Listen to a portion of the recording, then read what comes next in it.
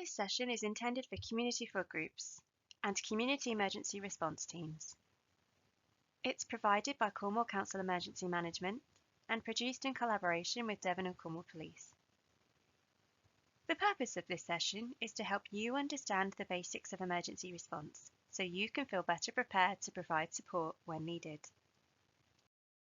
But before we begin, get ready to jot down some useful numbers. Did you know that in the UK you can call 999 or 112 to report an emergency? And you can contact not just police, fire and ambulance, but the Coast Guard, cave rescue and mountain rescue too, although this depends on where you live. You can also call 101 to report non-urgent matters to the police, 111 for non-emergency medical help, and 105 if you're experiencing a power cut.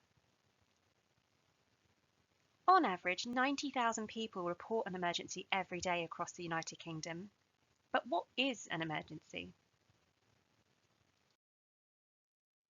An emergency is any event or situation which threatens serious damage to our human welfare or the safeguarding of our environment. But the definition also includes war or acts of terrorism which threaten serious damage to the security of our country. Now, when emergencies become, or are likely to become, significantly larger or more complex, you may hear the emergency services or the media use the term major incident. Major incidents are determined by their size or impact. They require increased staffing and specialist assets to ensure an effective response and a successful outcome. Major incidents have considerable implications for those directly affected, as well as local communities, and unfortunately it's likely to take a significant period of time for those affected to return to a new normality, just as we're experiencing with the global pandemic. An example of a major incident is the Boscastle flash flood in 2004, as seen in the photo here. Now we know what an emergency is, let's explore what incidents have the potential to impact your community. As we go along, make a note of the incidents you've not yet considered, but would like to include in your emergency plan. For example, severe weather, such as flooding and snowfall, which can isolate entire communities. Wildfires or geological incidents like earth movement. Incidents affecting our transport infrastructure, such as our highways and railways. Loss of our critical infrastructure, that's our utilities like gas, water and electricity. Environmental or maritime emergencies, for example air or oil pollution. And animal health and human health, such as COVID-19. There are two ways in which an incident can occur: sudden impact and rising tide. Sudden impact incidents occur with a minimum of warning. The response to these types of incident is rapid and immediate. For example, in the case of acute medical emergencies, terrorist attacks, or transport incidents. Rising tide incidents, on the other hand, develop from a steady state or business as usual to become an emergency or major incident over a period of time, which may range from hours to days or even weeks. Examples of this type of event include severe weather, which can be forecast, and disease, for example, pandemic flu. The police are usually the lead coordinator of emergencies. However, there are exceptions depending on the type of incident. Let me explain. Maritime incidents are managed by the Maritime and Coast Guard Agency. For example, the stranding of the Cosma Minin in 2018. For health-related incidents, Public Health England and the National Health Service will take the lead, as we've seen in response to COVID-19. And lastly, the response to animal health incidents is coordinated by the Animal and Plant Health Agency, as we saw in 2001 in the management of foot and mouth disease, and 2020 with avian flu. When incidents occur, you may see cordons set up.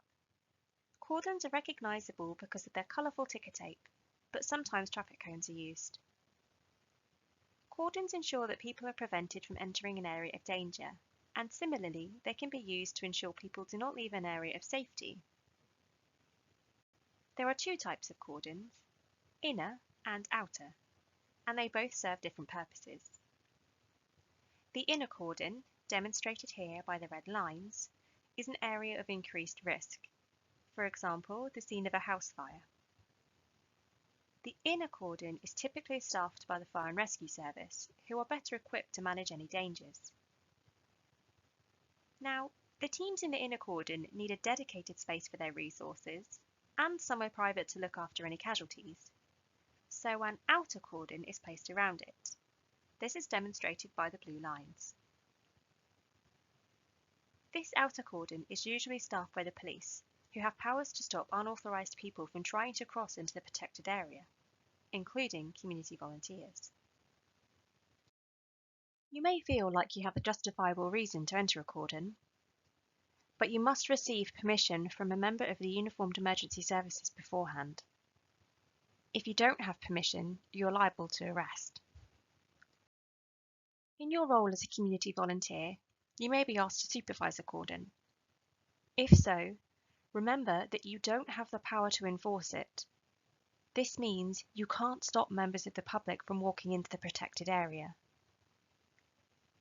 If a member of the public does enter the protected area, or tries to, report it to a member of the Uniformed Emergency Services immediately. You may also be asked to enter a cordon at the request of a member of the Uniformed Emergency Services.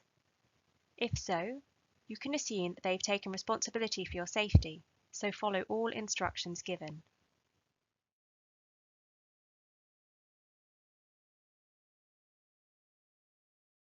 Incidents and emergency situations often require areas to be cleared of people for their own safety.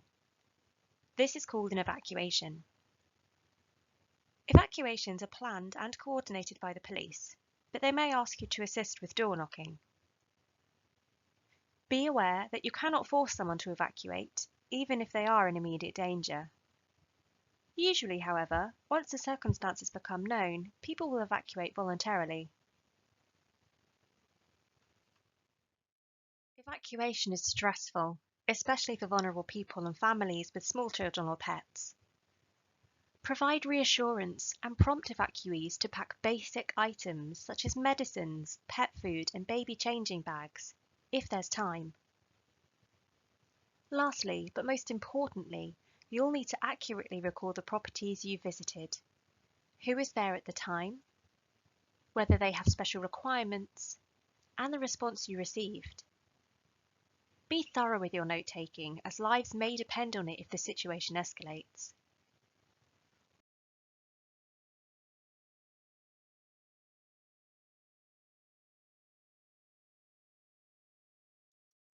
Common to all agencies and organisations involved in emergency response are these objectives: to save and protect life, to contain the emergency, to relieve suffering, to maintain our critical services, safeguard the environment, investigation, and facilitate rehabilitation of the community.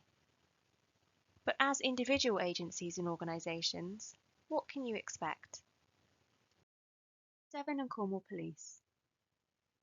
Devon and Cornwall Police maintain overall command, control and coordination of incidents. As previously mentioned, they establish and manage the outer cordon and plan evacuations. But they are also responsible for managing the media and, of course, investigating criminal activity. But they don't undertake rescues, and they won't provide security for evacuated properties. As you'd expect, the Fire and Rescue Service perform rescues and manage the inner cordon, and they also pump out water, but only if there is a risk to life. In addition, they don't provide backup generators or lighting for private property. The ambulance service provide treatment for casualties and take them to hospital, but some specialist ambulance teams are also trained to perform rescues. Ambulances don't get involved in removing deceased people, and they don't take non-urgent patients to hospital. If you've watched our Understanding Flood Risk module, you'll already know all about the Environment Agency. They issue flood alerts, warnings and severe flood warnings for rivers, the sea, and in some areas groundwater. They also predict the location, timing and magnitude of flooding from these sources. They operate their flood risk management assets to protect communities and our critical infrastructure, and seek remediation, clear-up and restoration of the environment. However, the Environment Agency is not responsible for issuing flood warnings or predicting the location, timing and magnitude of flooding for surface water or any other sources other than rivers, the sea, and in some areas groundwater. In preparing for emergencies, Cornwall Council Emergency Management write and maintain emergency plans for a multitude of risks facing Cornwall. They work with other agencies and organisations to warn and inform the public, and when an emergency happens, they provide shelter. After the emergency has occurred, they lead the recovery of the community. But they don't supply sandbags. You can purchase sandbags and other property flood resilience equipment from specialist suppliers or building merchants. So how do all of these responding agencies and organisations work together?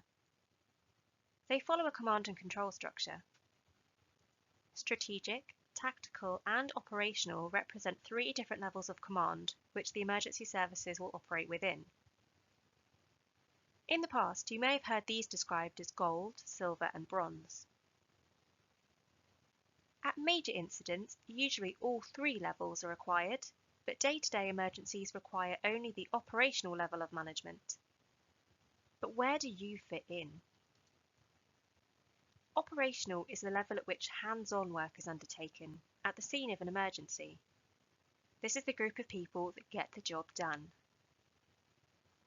This team of emergency responders will be working within your community, and you will be working alongside them.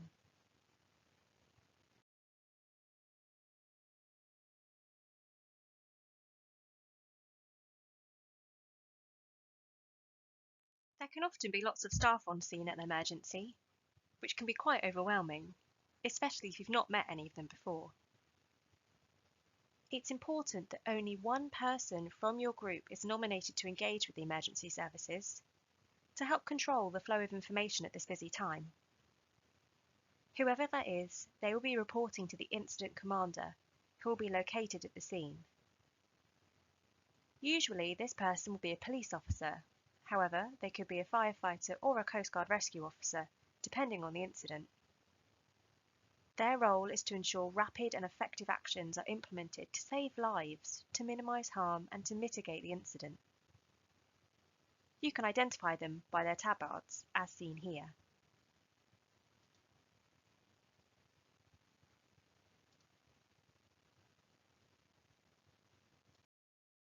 But what information does your nominated individual need to tell the emergency services when they arrive in your community? If you like, pause the video for a few minutes and make a list of what information might be necessary to share. Hopefully, you'll have noted some of the following. Tell them what has happened so far and what is happening now. Tell them about any families or property affected and who you've warned or informed. If vulnerable people are affected, show them where they live. If you're aware of any dangers, let them know as soon as possible. It's fair to say that when emergencies happen, they are well documented by the local media.